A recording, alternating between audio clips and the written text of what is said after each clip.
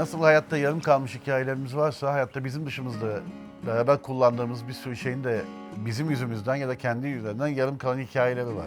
Dünyanın her tarafından İstanbul Havalimanı'na binlerce insan geliyor ve valizlerini unutuyorlar ya da eşyalarını unutuyorlar. Hepsi yan yana duruyor. Hepsi inanılmaz hikayeler. Devam etseler kim bilir ne olacakmış. Ama orada yan yana bir deponun içinde bir daha başlarına ne geleceklerini bilmeden öyle duruyorlardı ben girdiğimde. Benim kafamdaki onları oradan çıkartıp yeni bir yol çizmekti onlara. Yeni hikayeler yaratmaktı. Aslında onları onurlandırmaktı. Ben bu yarım kalan hikayeleri tamamlamak üzere yola çıktım. Ben liseden sonra güzel sanatları kazandım Eskişehir'i. Seramik bölümünü kazandım. Seramik bölümü mezunuyum ama daha çok heykelle uğraştım. Okul zamanında da sergilere katıldık, sergiler yaptık. Tam sergi açmak üzereyken, öyle bir niyetim varken kendime ait bir şeyler yapayım diye. Şimdi araya çok önemli bir iş girdi. İGA'ya yaptığımız iş. Bir eşyanın hikayesi. Dolayısıyla etrafımızda her zaman gördüğümüz eşyaların, valizlerde unutulmuş eşyalardan heykeller, enstalasyonlar yapıyoruz. Yani televizyondakinin dışında ikinci bir işim, esas işim olan heykele biraz geri döndüm diyebilirim. Özlemişim de.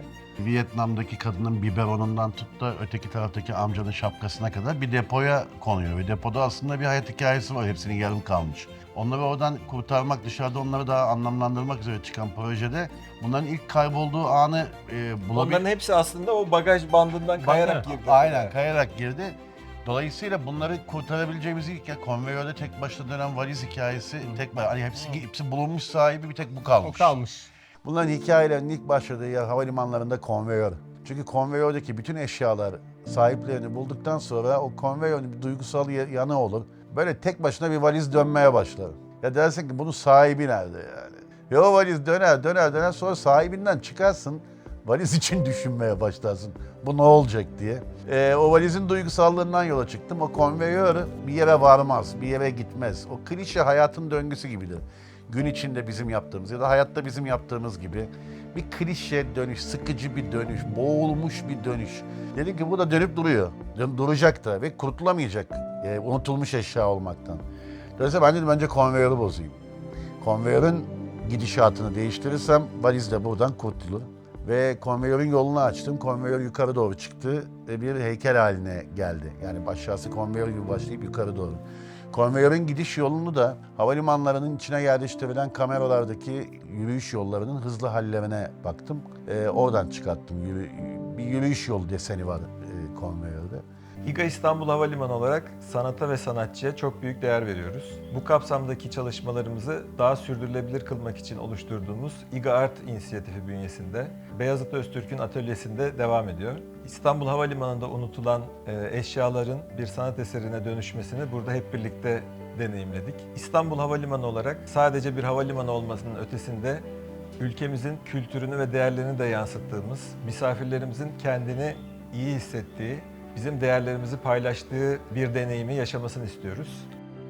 Beyazıt Öztürk'ün havalimanında unutulmuş eşyaların gözünden oluşturduğu proje, arka arkaya çizilmiş pek çok eskiz, birlikte gerçekleştirdiğimiz toplantılar, üzerine yaptığımız yorumlar, karşılıklı tartışmalar sonucunda kendisinin somutlaştırdığı formu artık almaya başladı. Şu anda da atölyedeyiz. Size doğru. Size doğru. Tamam. Bir dakika göreceğim. Tamam. Çok iyi. Bütün heykelin toplamında sadece 5,17 milimetre şeyimiz var, sapmamız var. Beyazıt Öztürk 1990'lardan günümüze kadar Türkiye'nin en bilinen, en popüler showmasterlardan birisi. Birçok kuşak Beyaz Show'un etkisi altında büyümüşler. Ve Beyaz Show zamanında özellikle hep şunu fark ediyorduk yani. Beyazıt Öztürk ünlü insanların, bildiğimiz insanların sohbet ederek, özel ilişkileri ve iletişimleri kurarak aslında bilenin ötesine geçiyordu hep. Ve Beyazıt Öztürk'ün çalışmalarında aslında her zaman insan ilişkileri ön plandaydı. Şimdi İGA Art Galeri'de bu insan ilişkileri ya da toplum ile olan ilgisi başka bir boyut bağlamında görmüş olacağız.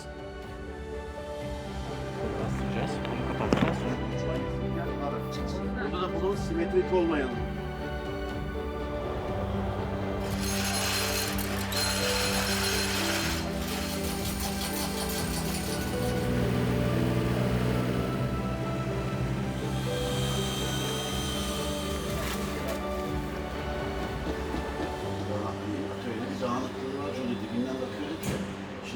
Baba buna izin vermezler. Alttakileri de 4'e indirip abi. 4'e.